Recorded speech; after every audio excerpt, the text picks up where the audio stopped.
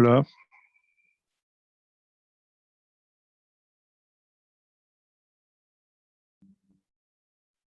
Aquí estamos otra vez, Lenín. Volvimos. Ya se unieron, creo que ya se unieron todos los que estaban hace rato. Sí, Ok.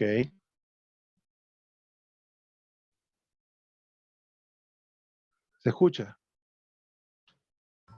sí, yo escucho. Ok, perfecto.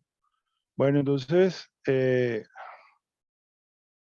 entonces ir puntualizando un poco lo que tiene que ver, lo que mencioné al principio, con lo que es ese enfoque de prevención integral, ¿no? Y para entender lo que es el enfoque de prevención integral, nosotros tenemos que ir viendo, bueno, cuáles han sido esos modelos, en cuáles se ha sustentado en este momento, o en qué se sustenta ese modelo de prevención integral, que nosotros como psicólogos lo aplicamos mucho en el área de prevención de consumo de sustancias, pero eso puede ser extendido al resto, ya cuando nosotros entendamos y veamos, conozcamos lo que es la prevención integral. Dentro de los modelos de prevención, nosotros hemos tenido varios enfoques, empezando por el modelo ético-jurídico.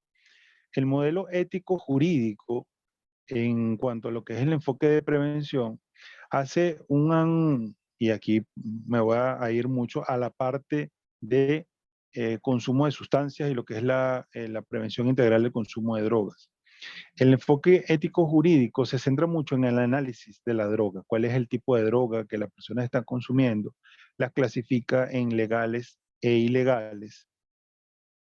Aquí vemos un tratamiento de ese consumidor como una víctima y un delincuente, o sea, se percibe como un delincuente. En el enfoque ético-jurídico, se considera que esa persona no es un enfermo o simplemente no es un proceso que tenga que ver con desajustes a nivel fisiológico y psicológico, sino que ya es una voluntad y él está actuando, cometiendo un delito, va en contra de las leyes. En este enfoque, la prevención se centra en informar las sanciones. O sea, simplemente yo le digo al sujeto o le digo a la población en general, si usted consume droga, lo vamos a meter preso tantos años o le vamos a colocar tal sanción. En cuanto a la prevención secundaria, ya implica darle cumplimiento a esas sanciones, es decir, yo le voy a aplicar las penas y reglamentos a, a ese individuo que está consumiendo y que tiene un problema de adicción, se aísla, en este caso, en el enfoque ético jurídico, se aísla al, al consumidor, a la persona que tiene un problema de adicción, y en este caso el aislamiento es colocarlo, meterlo en una prisión, colocarlo preso, pues, privarlo de su libertad. Obviamente, dentro de las otras alternativas que busca este enfoque, es dificultar la disponibilidad de la sustancia, ¿verdad? Buscar la manera de establecer esas barreras entre lo que puede ser un distribuidor de drogas y el consumidor. Se enfoca netamente en divulgar las consecuencias negativas que genera para el individuo, destacando, bueno, por supuesto, como lo he mencionado, todo lo que tiene que ver con esas penas de cárcel por el cultivo, producción, distribución, venta, uso y posesión de drogas. Dentro de una de las cosas que nosotros tenemos que considerar, y estos enfoques, bueno, cada uno de los que yo voy a ir hablando previo a la prevención integral, son insuficientes para dar esa explicación o dar ese enfoque o ese abordaje necesario de, de lo que nos va a permitir a nosotros como profesionales de la salud mental dar una respuesta eficiente, dar una respuesta adecuada al usuario, a las personas que están requiriendo de nuestro servicio. En el caso del consumo de sustancias, nosotros podemos tener dos enfoques. Usted puede trabajar en un centro de salud destinado al tratamiento de adicciones o desde el punto de vista de la consulta privada, dar tratamiento de adicciones a las personas que así lo requieren. Lo que sí es importante saber es que es necesaria la preparación. O No es porque seamos psicólogos clínicos, ya estamos ya preparados para atender personas con adicción. Eso requiere una preparación adicional. Yo particularmente, ¿no? Desde mi ejemplo, yo pasé casi 3 años en formación, más los años de experiencia acumulado en el trabajo propiamente dicho. Entonces, y todavía siento que me falta mucho por aprender muchísimo.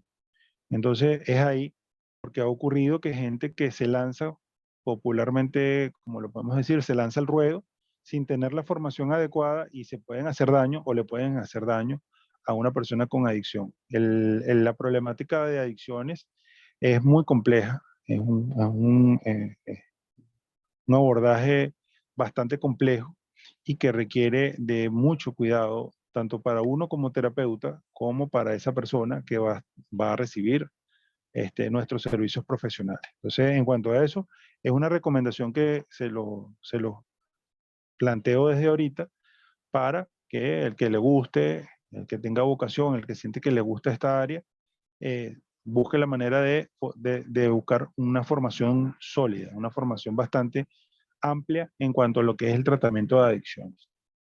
Pero bueno, voy a continuar con otro enfoque, otro modelo que nos da explicación o que de alguna manera buscaba dar explicación a lo que es la prevención. Y cuando hablamos de prevención, en este caso, vamos a estar asociando factores de riesgo y factores de protección, cosa que mencionaba Lenín al inicio y que es parte de lo que nos trae hoy acá a esta clase, estar claro en todo lo que son esos factores de riesgo y esos factores de protección.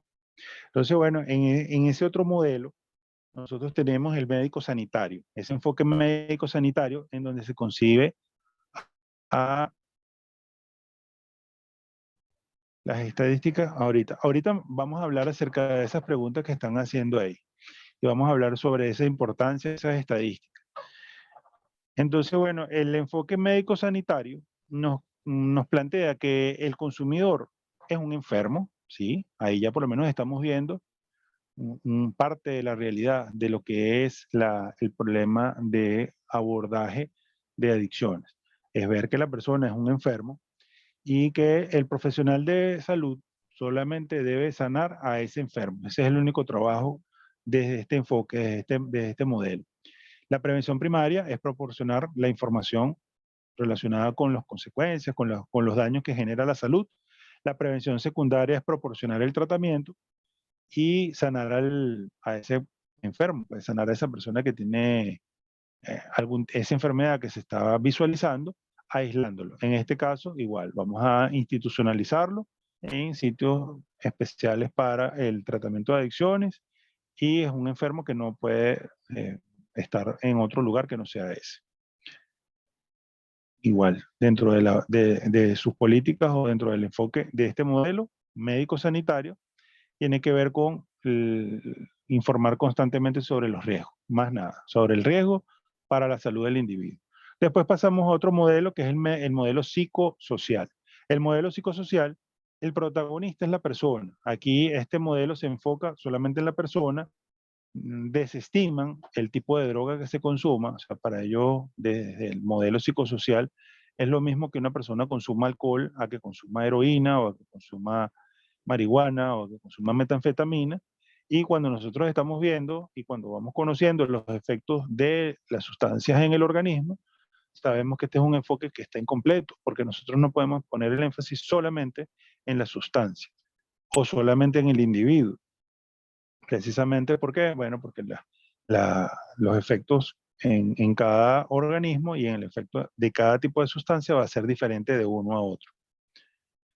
Aquí, bueno, simplemente se analiza el vínculo entre la droga y el individuo para determinar si hay o no dependencia. La dependencia ya al momento de tener una adicción está presente, una dependencia física y una dependencia psicológica.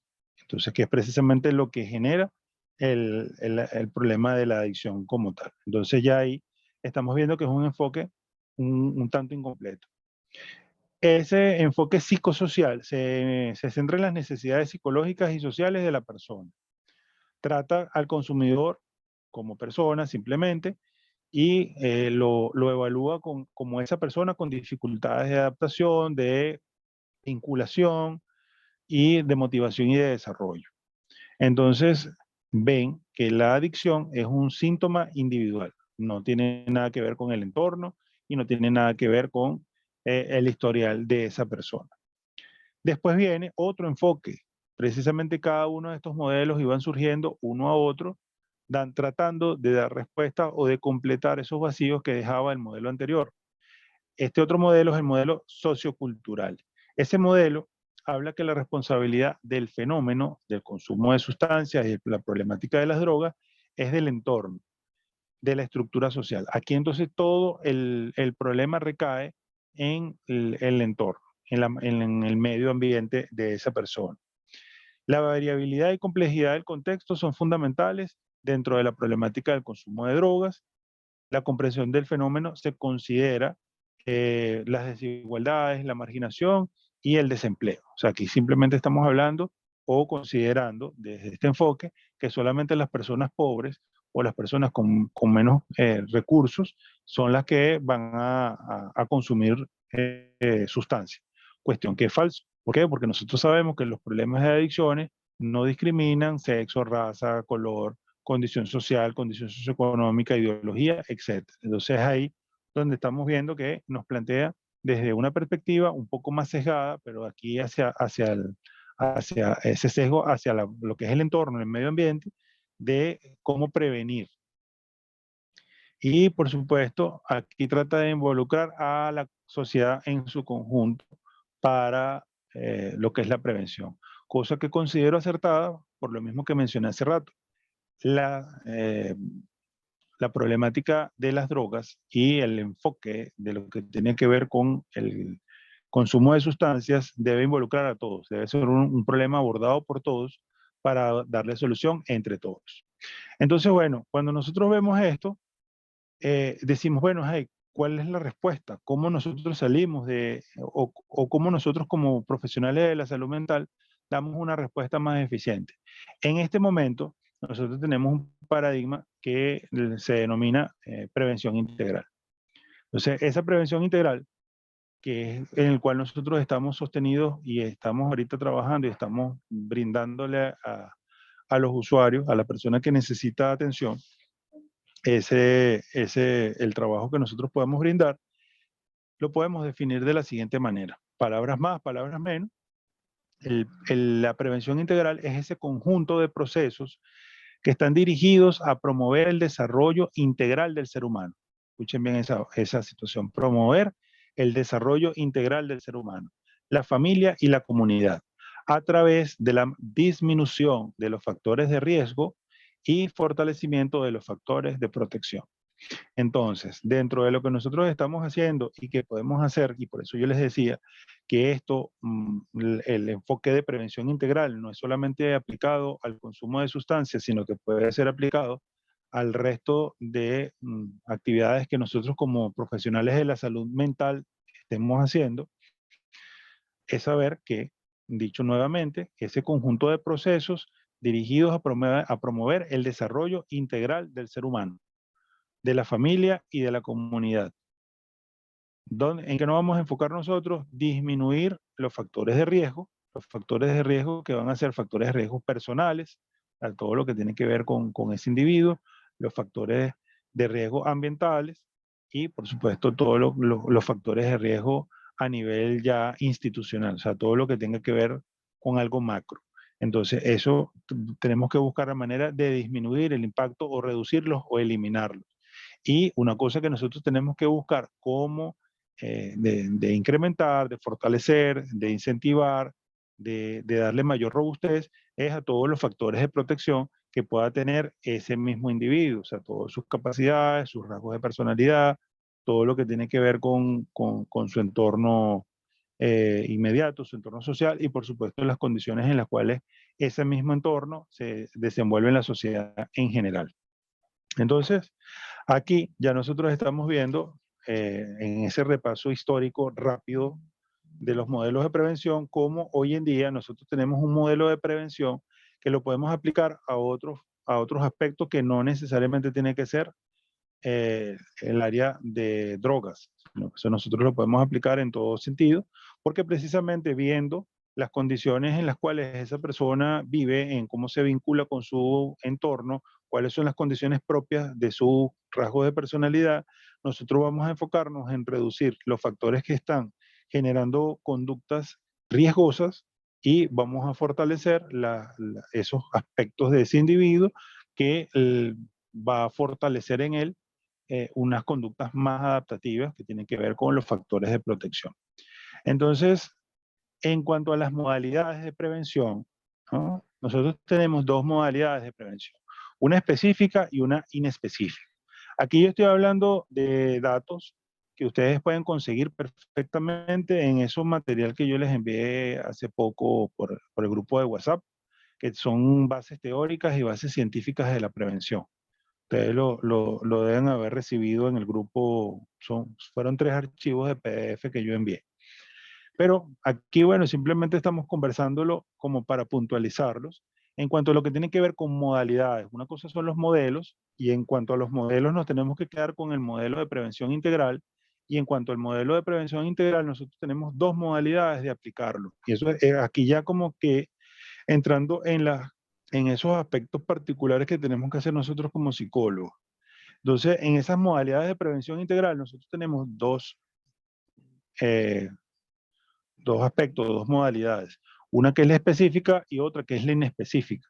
En cuanto a la específica, nosotros vamos a hacer un abordaje directo del tema en cuanto a lo que tiene que ver con actividades formativas, charlas, talleres, cursos, conversatorios, el estilo que usted lo quiera desarrollar directamente con el tema. Puede ser con el tema de la droga, puede ser con el tema de algún tipo de trastorno de ansiedad, puede ser con alguna otra problemática que se requiera abordar desde el punto de vista de la prevención. La prevención nos va a ayudar precisamente a que menos personas lleguen a los centros de tratamiento, es una de las cosas que yo siempre digo.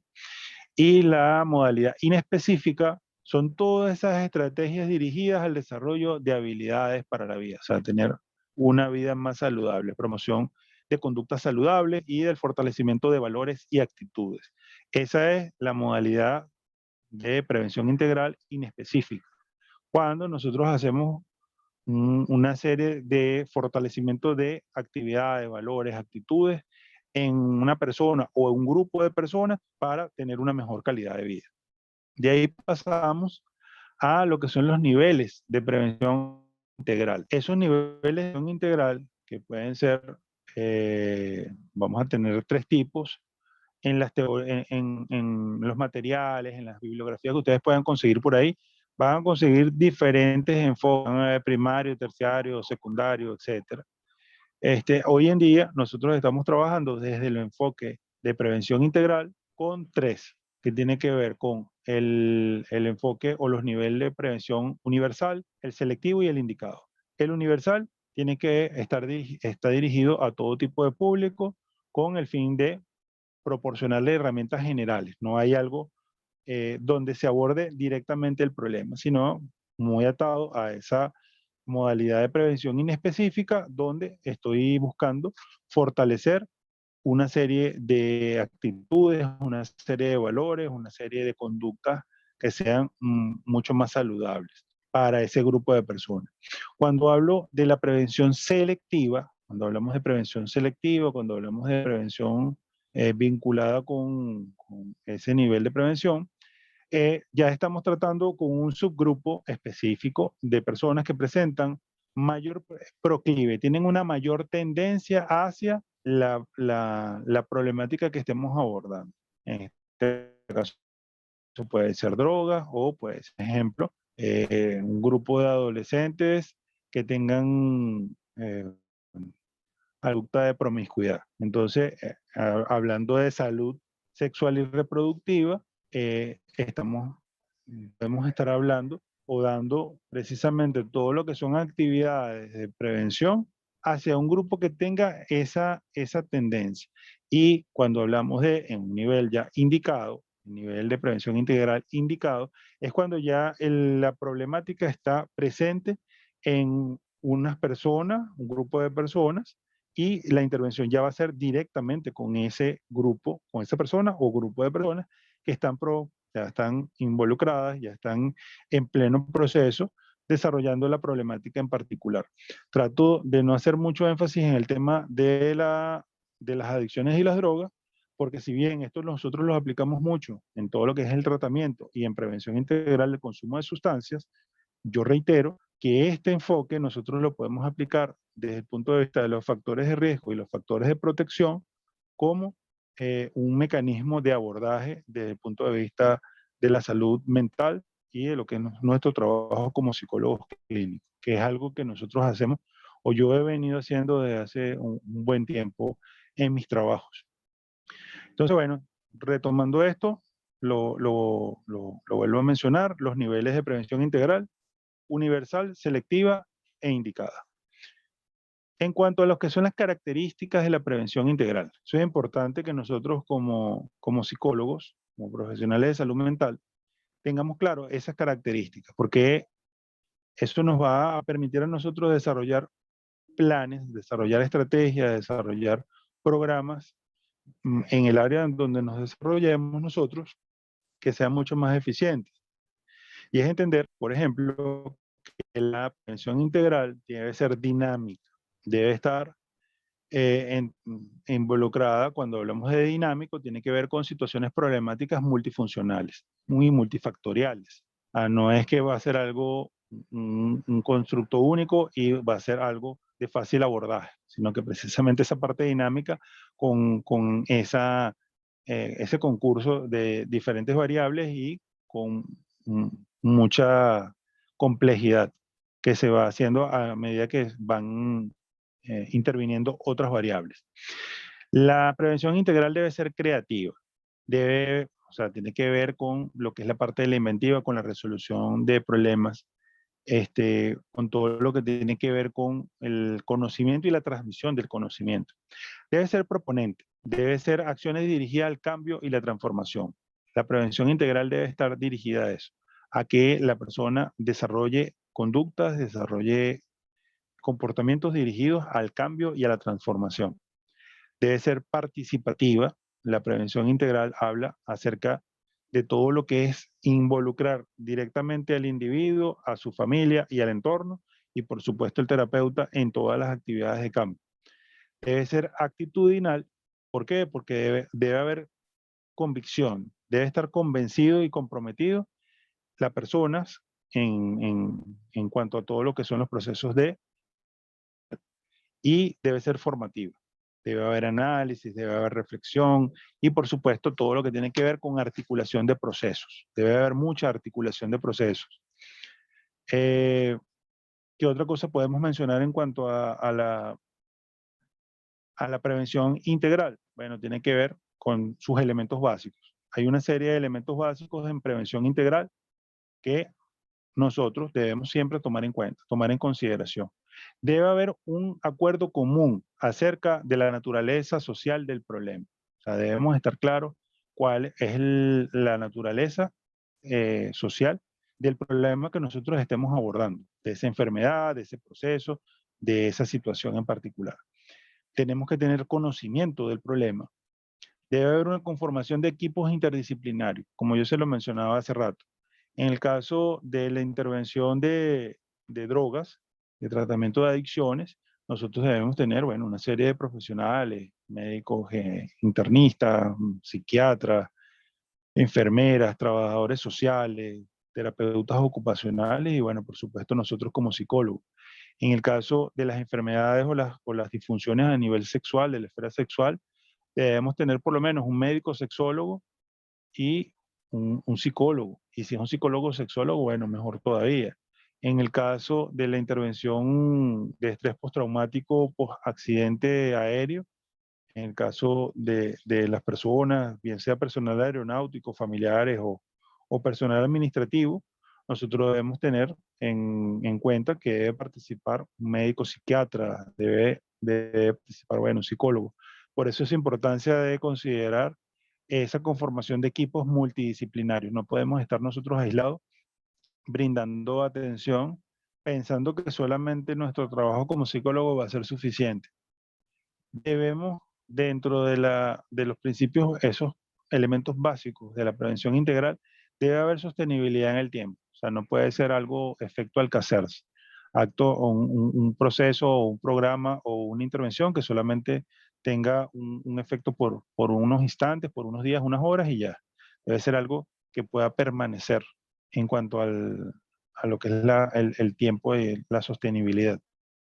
Debe haber corresponsabilidad social. Cuando hablamos de corresponsabilidad social, no es solamente el terapeuta, no solamente la institución, sino que también debe participar el individuo directamente afectado, pero también debe participar sus familiares. Y si puede participar el entorno de esa familia, también. Y eso es importante nosotros considerarlos en todo proceso de rehabilitación, desde el punto de vista psicológico, porque cuando estamos hablando de la rehabilitación, las personas se imaginan cuando le dicen la palabra rehabilitación solamente la parte, la rehabilitación física. Pero cuando nosotros como psicólogos hablamos de rehabilitación, bueno, existen una serie de procesos y nosotros sabemos que tenemos que abordar y dentro de los cuales la familia y el entorno van a ser elementos fundamentales. Y bueno, lo otro, que esto es bien, bien importante, dentro de esos elementos tiene que estar la actualización y formación permanente de los equipos de trabajo. Si bien nosotros ahorita podemos estar recibiendo formación, en el caso de ustedes que ya están próximos a graduarse, pues ya están en esta recta final de la carrera, eh, cuando ustedes terminen, de acuerdo a sus expectativas, de acuerdo a lo que ustedes deseen seguir estudiando, es importante que permanezcan en constante actualización, en constante formación. Cuánto curso exista, cuánto taller, cuánto seminario, foro, etcétera, surja, estén en oferta para ustedes hacerlo, bien sean gratuitos, bien sean pagos, hagan ese esfuerzo de permanecer en formación constante, porque eso va a reflejarse en el servicio que ustedes como profesionales le van a brindar a las personas que confían su salud mental en sus capacidades profesionales. Entonces no es lo mismo un psicólogo que se quede solamente con lo que obtuvo a nivel de pregrado y cuando 10 años después más nunca haya hecho ningún tipo de curso, taller, nada, a ese psicólogo que se graduó y año a año, mes a mes, estuvo pendiente de participar en foros, en talleres, hacer cursos, hacer una maestría, hacer una especialización, hacer un doctorado.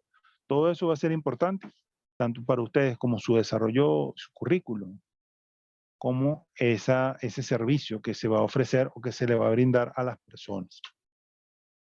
Entonces, bueno, dentro de este nuevo paradigma que se entiende como o se concibe como prevención integral y que la prevención integral asume todo lo que tiene que ver con los factores de riesgo y los factores de protección en cuanto a una problemática de salud particular desde el punto de vista psicológico, nosotros tenemos que entender que ese paradigma es proactivo y multicausal. De ahí se genera una intervención basada en los factores de riesgo y los factores de protección, precisamente, ¿no? Entonces, en cuanto a esos factores de riesgo y esos factores de protección, la prevención es un hecho humano que se fundamenta precisamente en lo que es la persona, en la sociedad y en lo que tiene que ver con la problemática en sí. Debe ir a la raíz del problema. Una de las cosas que busca la prevención integral es ir a la raíz que está generando la dificultad en esa persona, en esa institución, en esa familia, en ese entorno que estamos nosotros interviniendo. Y debemos concebirlo como un proceso. Entonces, bueno, en función de eso, es saber que la prevención debe tener coherencia entre la teoría y la práctica. No es algo... Y es una tarea de todos, como yo lo dije al principio, perdón, lo reitero en este momento. La prevención es una tarea de todos. Todos debemos ser parte de lo que tienen que ver con esas conductas y esas actitudes vinculadas con la prevención integral, porque va a ser algo que nos puede afectar directa e indirectamente.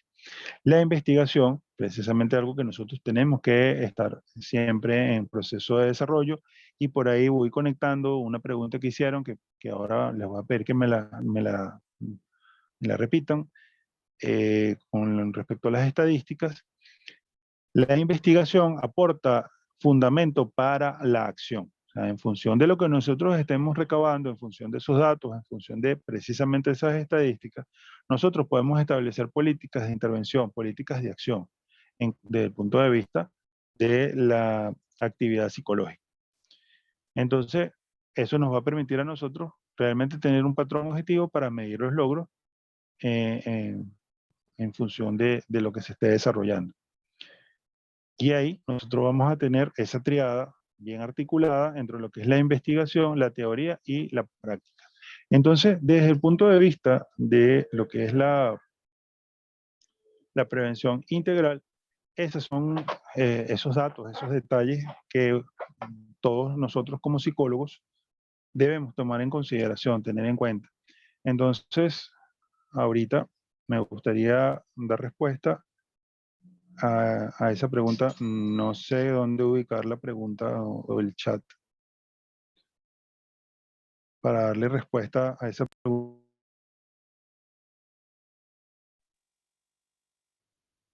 Esa pregunta la hice yo, Brian. De las estadísticas. Sí, porque yo estuve en ahí se me olvidó el nombre, Brian. Hacen unas conferencias nacionales donde participan todos los centros de atención. Ellos están reunidos bajo un nombre, no recuerdo ahorita, que es el Centro Nacional no me recuerdo. Pero allí uno de los ponentes habló de las técnicas de recuperación en las personas drogodependientes. Estoy hablando, por ejemplo, los que tienen mucho tiempo, por ejemplo, que ya la adicción es biológica, por ejemplo, los que están internados en centros como Agripólita, Hogares Estrellas, entre otros. Decía que la recuperación es aproximadamente del 5%. Entonces quería sacar, eso fue hace como 7 años que existió esa conferencia. Y quiero saber qué tanto porcentaje se puede recuperar de ese tipo de drogodependientes. Entiendo. Bueno, fíjate este detalle, ¿no? En cuanto a lo que tiene que ver con esas estadísticas, que no está muy alejada de lo que es la realidad de un centro de tratamiento de adicciones, te lo voy a poner en el caso particular del abordaje que nosotros tuvimos en el Centro Especializado de Prevención y Atención Integral, un otro nivel nacional, sino internacional, reconocido por la Oficina Nacional Antidrogas y por la COPOLAT, que es un organismo internacional que está vinculado con todo lo que es la reducción de la demanda a nivel mundial. Nosotros, ese equipo de trabajo que en ese momento hicimos vida en el CEPAI, hablando del año 2015, 2016, 17, 18, sobre todo 17 y 18, donde se hicieron esos estudios a nivel internacional y donde nuestro trabajo fue llevado a diferentes instancias internacionales para exponerlo. El trabajo terapéutico, no solamente las instalaciones de ese CEPAI son extraordinarias. De verdad fue diseñado para el trabajo que se hacía ahí. Nosotros en aproximadamente unos 4 años, 4 o 5 años, nosotros pudimos brindarle atención un poco más de 400 personas, porque es un centro ambulatorio. O sea, eso es importante entenderlo, es un centro ambulatorio. Poco más de 400 personas de manera continua. Si nosotros metemos todas las personas que iban vinculadas con actividades formativas, que de repente iban solamente por procesos de referencia para ir a un centro o un nivel mucho más avanzado como la comunidad terapéutica, que ya es ese centro de tratamiento donde la persona va a estar institucionalizado 6, 8 meses, podemos incrementar los números por lo menos al doble o incluso hasta el triple. Pero tomando en consideración solo esas personas que permanecían, que por lo menos podían estar entre 4 o 6 meses con nosotros, fueron 400. De esas 400, nosotros logramos darle alta terapéutica certificada, con todo lo que implica un alta, a 9 personas. Entonces, cuando nosotros vemos ese número, está muy por debajo de ese 5%, estadísticamente hablando, en función de lo que tú estabas comentando ahorita. Y eso pasa, bueno, por múltiples factores. Eso es una de las cosas que nosotros decimos, lo que es bastante complejo en el abordaje de tratamiento de adicciones. Ahora, cuando nosotros damos ese número, esos nueve ciudadanos, esas 9 personas que fueron totalmente rehabilitadas, recuperadas, entregadas nuevamente a la sociedad como una persona con todas sus plenitudes, toda la plenitud del punto de vista cognitivo, del punto de vista funcional, laboral, académico, todo eso. Y para las personas que conocen y que han trabajado en el área de adicciones, saben que es un número bastante significativo. Esos nueve pacientes, esas 9 personas son bastante significativas. Inciden muchas cosas y aquí en Venezuela a nosotros realmente nos ha afectado mucho varios temas. Primero, en cuanto a lo que es el sistema, yo me imagino que esa conferencia que tú fuiste fue el Sistema Nacional de Tratamiento y Atención de Adicciones y Prevención Integral, que es lo que da el marco legal a todos los centros de tratamiento. O sea, todos los centros de tratamiento, tanto públicos como privados en Venezuela, pertenecen al sistema de tratamiento de adicciones. Me imagino que tiene que haber sido algo similar a eso, tiene que haber sido algo vinculado con un evento vinculado con eso. Y lo que plantea esta persona es la realidad que nosotros vivimos. Ahí, dentro de una de las problemáticas que tenemos, no de ahorita, sino de hace mucho tiempo, tiene que ver con la parte económica en cuanto a lo que son los insumos necesarios para brindarle a la persona con tratamiento de adicciones el tratamiento adecuado. El sistema tiene, desde el punto de vista teórico, una estructura perfecta. Pero cuando nosotros vamos a la práctica, cuando realmente constatamos lo que hay en un centro de tratamiento, vemos que es totalmente opuesto. Una persona con adicciones debería ir a un centro como ese que yo estaba dirigiendo en ese entonces y nosotros darle todo, darle el medicamento. Claro, el medicamento se le colocaba ahí, tener todos los profesionales para la atención y desarrollar su proceso terapéutico de manera integral. Esa realidad nosotros la pudimos mantener durante un tiempo.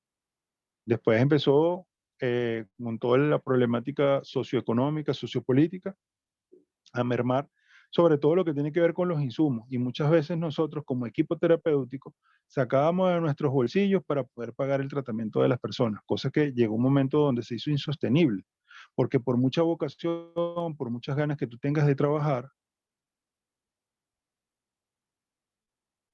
ya vamos a contestar eso. Catherine creo que preguntó algo vinculado con la intervención.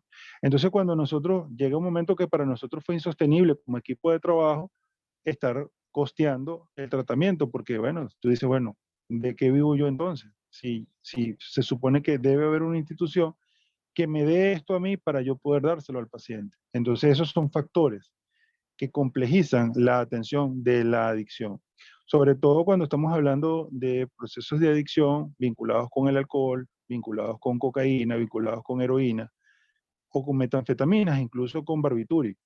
¿Por qué? Porque tú tienes que colocarle a esa persona un medicamento. O sea, tú tienes que darle un medicamento, por ejemplo, en el caso del alcohol, hay un montón de medicamentos que requiere, o sea, que receta el facultativo, dentro de los cuales van a destacar los ansiolíticos, van a destacar los antidepresivos y van a destacar los hipnóticos.